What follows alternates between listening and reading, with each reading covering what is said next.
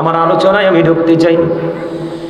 পৃথিবীর বুকে দুইটা সম্প্রদায়ের মধ্যে বন্ধু বিয়ের বন্ধনে আবদ্ধ হওয়ার সুযোগ আছে। কয়টা? একটা হলো মানুষ আর একটা হলো জিন।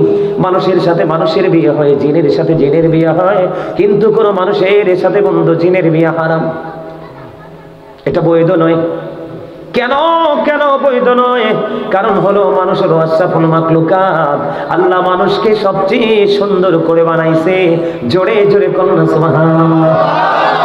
আল্লাহ বলে রেখে রেখে বান্দা, পৃথিবী তোমাদের কাছে সুন্দর, পৃথিবীর গুরুত্বপূর্ণ দর্শন করার মতো জায়গাগুলো তোমাদের কাছে সুন্দর, কিন্তু বান্দা তোমরা মনে রেখো আমি আল্লাহর কাছে তোমাদের চাইতে সুন্দর আর কিছুই না। কারণ আমি আমার বান্দাগুলোর জন্য এই পৃথিবীর সকল কিছু সৃষ্টি করেছি। জোরে জোরে কন্যা সুবহানাল্লাহ। বন্ধু মানুষের বিয়ের ঘটক মানুষ হবে, বন্ধু জিনের বিয়ের ঘটক বন্ধু মানুষের বিয়ের ঘটক মানুষ হবে, জিনের বিয়ের ঘটক জিন হবে, এটাই তো স্বাভাবিক। কিন্তু বন্ধু কোন নবীর বিয়ের ঘটক যদি পাখি হয় এটা কেমন হয়? কথা কয় না কেন? কোন নবীর বিয়ের ঘটক যদি পাখি হয়, এবার বোঝেন এই ঘটকালির মধ্যে কত প্রেম লুকায়িত, এই ঘটকালির মধ্যে কত নিবিড় প্রেমের বন্ধন জড়িত। ও বন্ধু, আমি আজকে বলছি সুলাইমান আলাইহিস সালাম এবং রানী বিলকিসের প্রেমের খবর। সারা জীবন আপনারা আমার প্রাণের নবীকে নিয়ে কথা বলছি। আমাদের নবী সর্বোচ্চ মর্যাদার আসনে সমাসীন। আমার নবীকে কাল হাসরের ময়দানে আল্লাহ রাব্বুল আলামিন মাকামে মাহমুদে স্থান দিবে। জোরে জোরে সুবহানাল্লাহ। আরো জোরে বলেন না সুবহানাল্লাহ। সর্বোচ্চ মর্যাদার অধিকারী হলো আপনার আমার প্রাণের নবী, কিন্তু বন্ধু আমরা সেই নবীর উম্মত হয়ে নবীকে মানতে পারি না।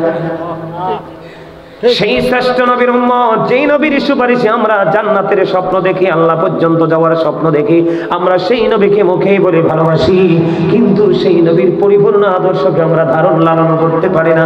আমরা কখনোই বন্ধু সুন্নি হতে পারি না। একদিকে আমি বন্ধু আমার দিকে তাকান, এই আলোচনা থেকে একদিকে আপনি শত্রুর সাথে কিভাবে বন্ধন করা যায় এটার শিক্ষা নিতে পারবেন, আরেকদিকে বন্ধু জটিল সমস্যার সমাধান সহজে কেমন করে করা যায় এটার শিক্ষা নিতে পারবেন। আরেকদিকে বন্ধু নবীর প্রতি ওই জামানার পশু পাখি কীট পতঙ্গগুলো হযরত সুলাইমান আলাইহিস সালামের প্রতি কত কৃতজ্ঞ ছিল, ওনার কত অনুগত ছিল। এই পশু পাখি কীট পতঙ্গগুলো ওনার কথাগুলো পোকামাকড় পর্যন্ত শুনেছে, কিন্তু আমরা নবীর উম্মত আশরাফুল মাখলুক কোথায় শুনতে পারি না। বন্ধু আমার নবী যখন মসজিদে নববীর মধ্যে যখন বন্ধু মরা খেজুর গাছ মসজিদে নববীতে মিম্বার হওয়ার আগে আপনার আমার প্রাণের নবী ও বন্ধু মরা খেজুর গাছ উস্তুনে হান্নানার সাথে হেলান দিয়ে খুতবা দিত রে। ওই মরা খেজুর গাছ উস্তুনে হান্নানার এত গভীর প্রেম ছিল আপনার আমার প্রাণের নবীর প্রতি। যেদিন মসজিদে নববীর মধ্যে মিম্বার হয়ে গেল, সেদিন নবীজি যখন উস্তুনে হান্নানাকে ছেড়ে মসজিদে নববীর মিম্বরে দাঁড়িয়ে যখন খুতবা দিতে শুরু করলো, উপস্থিত সাহাবায়ে কেরাম বন্ধু উপস্থিত ছিল। সেই দিন নবীর বিরহ সইতে পারলো না। ওই মরা খেজুর গাছ উস্তুনে হান্নানা নবীর বিরহে বন্ধু ক্রন্দন করেছিল। আমার নবী ওই মরা খেজুর গাছের ভাষা বুঝেছিল যে উস্তুনে হান্নানা তুমি কেন কাঁদো আমি জানি রে, তুমি আমি নবীর বিরহ সইতে পারছো না। জোরে জোরে কন্যা সুবহানাল্লাহ।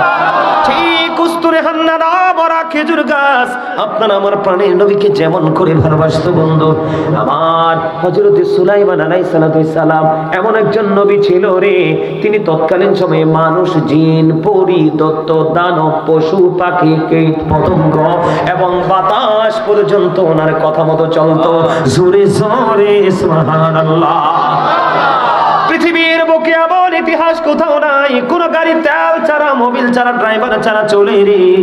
হযরত সুলাইমান আলাইহিস সালামের সিংহাসনটা তেল মোবিল ড্রাইভার ছাড়া চলতো, বায়ু নিয়ে বেড়াতো। জোরে জোরে সুবহানাল্লাহ।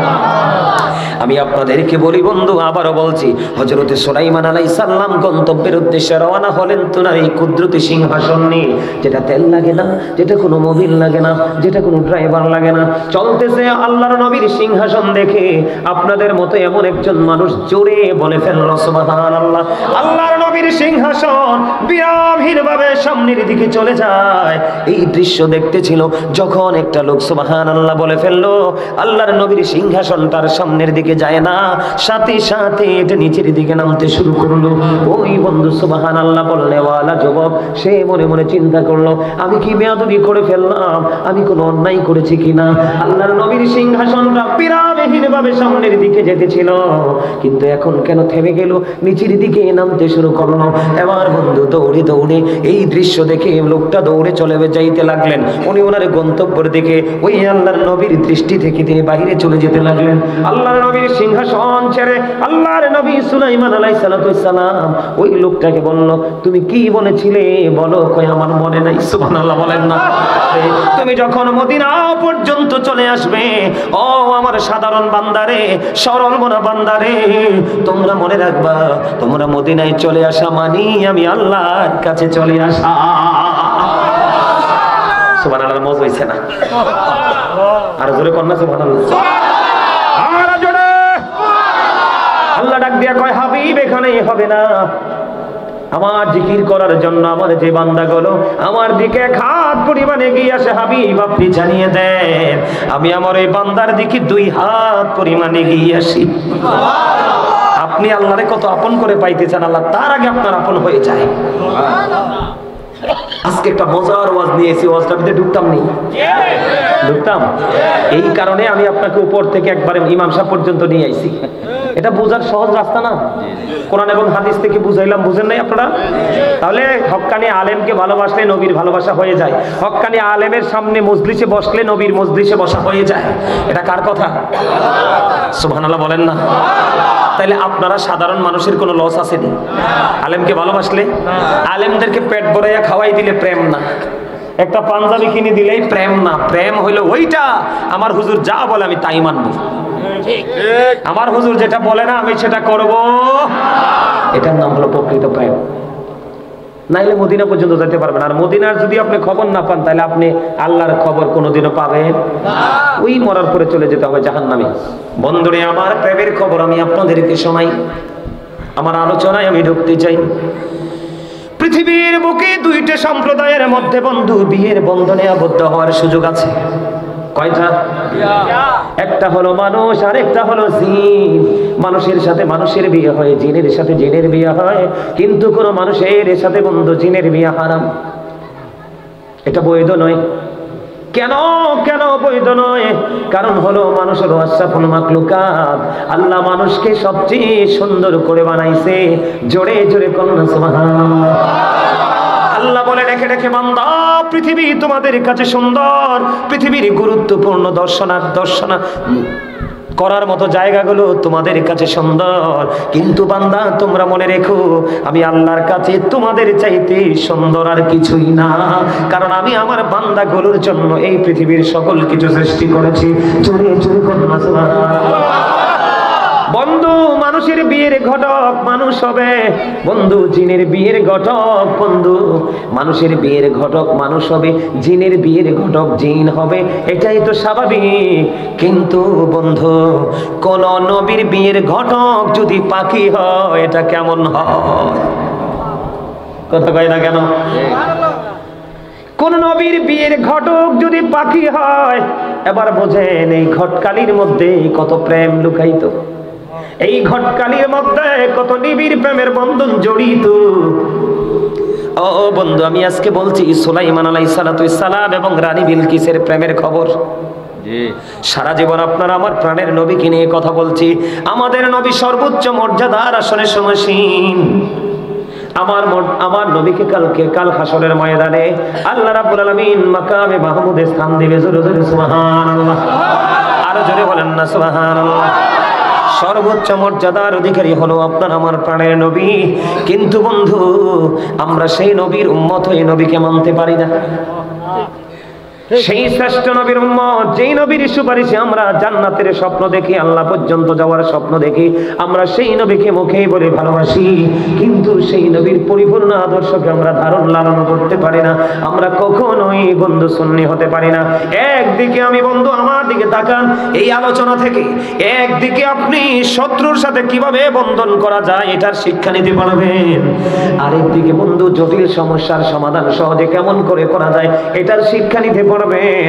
আরেকদিকে বন্ধু নবীর প্রতি ওই জামানার পশু পাখি কীট পতঙ্গগুলো হযরত সুলাইমান আলাইহিস সালামের প্রতি কত কৃতজ্ঞ ছিল, ওনার কত অনুগত ছিল। এই পশু পাখি কীট পতঙ্গগুলো ওনার কথাগুলো পোকামাকড় পর্যন্ত শুনেছে, কিন্তু আমরা নবীর উম্মত আশরাফুল মাখলুক কোথায় শুনতে পারি না।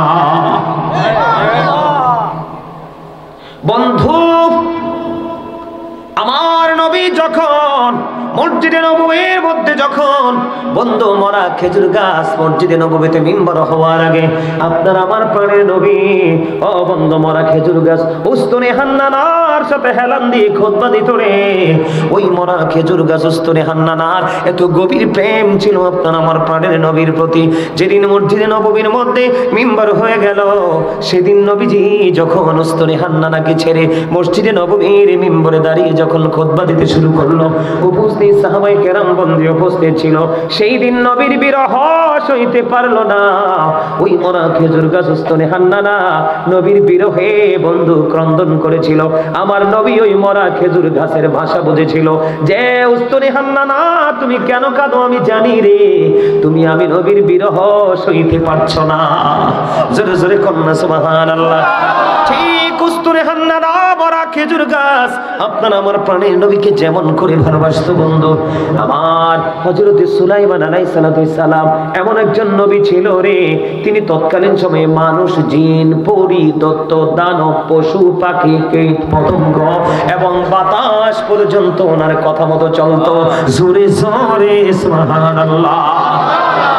পৃথিবীর বুকে এমন ইতিহাস কোথাও নাই, কোন গাড়ি তেল ছাড়া মোবিল ছাড়া ড্রাইভার ছাড়া চলে রে। হযরত সুলাইমান আলাইহিস সালামের সিংহাসনটা তেল মোবিল ড্রাইভার ছাড়া চলতো, বায়ু নিয়ে বেড়াতো। জোরে জোরে সুবহানাল্লাহ। আমি আপনাদেরকে বলি বন্ধু, আবারও বলছি, হযরত সুলাইমান আলাইহিস সালাম গন্তব্যের উদ্দেশ্যে রওনা হলেন তোনার এই কুদরতি সিংহাসন নিয়ে, যেটা তেল লাগে না, যেটা কোনো মোবিল লাগে না, যেটা কোনো ড্রাইভার লাগে না, চলতেছে আল্লাহর নবীর সিংহাসন দেখে আপনাদের মতো এমন একজন মানুষ জোরে বলে ফেলল সুবহানাল্লাহ। আল্লাহর নবীর সিংহাসন বিরামহীন ভাবে সামনের দিকে চলে যায়।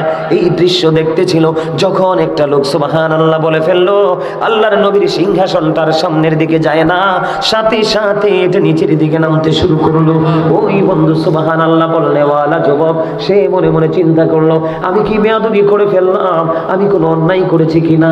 আল্লাহর নবীর সিংহাসনটা বিরামহীন ভাবে সামনের দিকে যেতেছিল, কিন্তু এখন কেন থেমে গেল, নিচের দিকে নামতে শুরু করলো।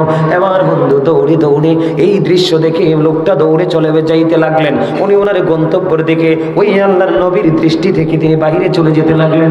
আল্লাহর নবীর সিংহাসন ছেড়ে আল্লাহর নবী সুলাইমান আলাইহিস সালাম ওই লোকটাকে বলল, তুমি কি বলেছিলে বলো। কই আমার মনে নাই। সুবহানাল্লাহ বলেন না, কারণ তেদো প্রেমে পড়ে সুবহানাল্লাহ বলেছে মালিকের দিকে তাকাইয়া। কারণ আমরাও তো আশ্চর্যজনক কোনো খবর বা কোনো কিছু দেখলে সুবহানাল্লাহ বলি, কথা বলেন না কেন? কিন্তু আল্লাহর নবী বলতেছে তুমি কি বলেছো। কই নবী গো আমার তো মনে নাই।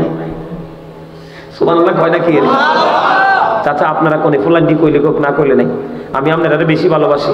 কারণ মুরব্বীর লগে যে প্রেমটা আমার এখনো জমে ফুলান্ডির লগে জমাইতারি না, কারণ এটি তো আমরার লগে থাকে না, এটি থাকে এটার লগে। কথা কথা কেন ভুল কইছি? এবার কি করলেন ওই যুবক? বললেন নবী গো, ও আল্লাহর নবী, আমি আপনার এই কুদরত দেখি সুবহানাল্লাহ বলেছি। এবার সুলাইমান আলাইহিস সালাম একটা ডাক দিয়ে বলল, পাগল পাগল রে, তুমি সুবহানাল্লাহ বলার কারণে তুমি যে নিয়ামতের অধিকারী হয়েছো আল্লাহর পক্ষ থেকে, এই নিয়ামতটা যদি আমারে দিতে রাজি হও, আমি আমার সিংহাসন তোমায় দিতে রাজি। আবার বুঝছেননি সুবহানাল্লাহর মর্যাদা কত, সুবহানাল্লাহর পাওয়ার কত যুবক। এমন একজন নবী, আল্লাহর নবীর কথা যারা বাতাস বন্ধু চলতো না, এই যে রাস্তায় পিপিলিকা কীট পতঙ্গ এগুলো নবীর কথা যারা চলতো না বন্ধু। আল্লাহর নবী সুলাইমান আলাইহিস সালামকে ওই যেমনি আমার নবীকে অনেকেই প্রেম করেছে, ভালোবেসেছে। একটা এক্সাম্পল দিলাম বন্ধু, স্তনে হান্নানা মরা খেজুর গাছের কথা। ও বন্ধু, ও বন্ধু, আপনার নবীকে আমার নবীকে তেমনি যেমনি ভালোবেসেছিলেন স্তনে হান্নানা মরা খেজুর গাছ, ঠিক তেমনি ভাবে আল্লাহর নবী সুলাইমান আলাইহিস সালামকে ভালোবেসেছিলেন একটা হুদহুদ পাখি। কন্যা সুবহানাল্লাহ। বন্ধু কিতাব প্রমাণ করেছে আল্লাহর নবী সুলাইমান আলাইহিস সালামের বন্ধু 300টা বিবি ছিল। কয়শো? কথা কয় না, একটু আশ্চর্য লাগে না? কয়শো বিবি বন্ধু? 300 বিবি ছিল রে। ওনার দাসী ছিল 700 প্লাস। সুবহানাল্লাহ বলে না কেন? বিবি ছিল কয়টা? 300।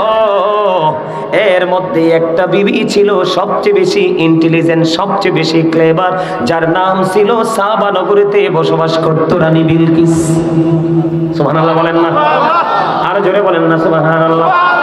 সেই রানী বিলকিসের সাথে হযরতে সুলাইমান আলাইহিস সালামের সাথে বিয়ের এক বন্ধন তৈরি হলো। এই বিয়ের বন্ধন তৈরি করলো, বিয়ের ঘটক হলো ওই হুদহুদ পাখি। আরে কই করতাম, এরা তো দুর্বল। আমি যদি জানতাম তোমরা এত দুর্বল, তাইলে তোমাদের জন্য ওয়াজে আসার আগে 15 দিন আগে থেকে হরলিক্স বরাদ্দ দিতাম, তাহলে কত এনার্জি আসছে শরীরে। এই হরলিক্স তো ঢুকবো দেহে, রুহে তো ঢুকতো না। রুহের হরলিক্স হচ্ছে এইগুলো। কথা কয় না? আরো জোরে, আরো জোরে, আরো জোরে। সুবহানাল্লাহ ওয়ালহামদুলিল্লাহ লা ইলাহা ইল্লাল্লাহ। সুবহানাল্লাহ ওয়ালহামদুলিল্লাহ লা ইলাহা ইল্লাল্লাহ। লা ইলাহা ইল্লাল্লাহ ইল্লাল্লাহ। নবী আমার নূরের ফুতুল, জগৎ করলেন ও জালা। নবী আমার নূরের ফুতুল, জগৎ করলেন ও জালা। রোজ হাসরে করবেন তিনি উম্মতের ফয়সালা। সুবহানাল্লাহ ওয়ালহামদুলিল্লাহ লা ইলাহা ইল্লাল্লাহ। সুবহানাল্লাহ ওয়ালহামদুলিল্লাহ লা ইলাহা ইল্লাল্লাহ। লা ইলাহা ইল্লাল্লাহ লা ইলাহা ইল্লাল্লাহ। আরশি কুরসি লৌহ কলম সৃষ্টি জাহান ওসিলা। আরশি কুরসি লৌহ কলম সৃষ্টি জাহান ওসিলা। আরে যে আল্লাহ খুশি হইয়া নাম রাখলেন হাবিবুল্লাহ। সুবহানাল্লাহ আলহামদুলিল্লাহ লা ইলাহা ইল্লাল্লাহ। লা ইলাহা ইল্লাল্লাহ মুহাম্মাদুর রাসূলুল্লাহ সাল্লাল্লাহু আলাইহি ওয়াসাল্লাম। জোরে জোরে আলহামদুলিল্লাহ। মজা লাগছে নি? মজা লাগছে না জিকিরটা? এটা হচ্ছে নবীজি বলেছে জান্নাতের মেহমানদের জন্য রুহের খাবার। আপনারা সবাই সামনে আসেন, ওই পিছনে লোক দাঁড়ায় রয়েছে, বসার জায়গা নেই, আসেন। এই সবাই সামনে জায়গাটা ফিল আপ করেন, নাই না? আসেন আসেন সবাই আসেন। ও মাসে এমনি শক্ত হয়ে বই রয়েছে আড্ডির মতো। কেমন শক্ত দেখছেন নি? ডাক দিল আইয়ে না। আপনারা না আসার কারণ আছে, আমার যাই গিয়েও তো আবার এই সুযোগে যারা যাওয়ার ইচ্ছা আছে চলে যান। বিরিয়ানি আসেনি তো বিরিয়ানির সময় ইয়া নবী সালামু আলাইকা বললে বুঝবেন বিরিয়ানি টাইম হয়েছে, চললে এন ব্যাকে মিলি। কথা বলেন, আসেন না? আরে ভাই সামনে আসেন না, একটু মজা করে কথা বলি যেন আপনাদের ফিলিংসটা নষ্ট না হয়। আসেন সবাই আসেন।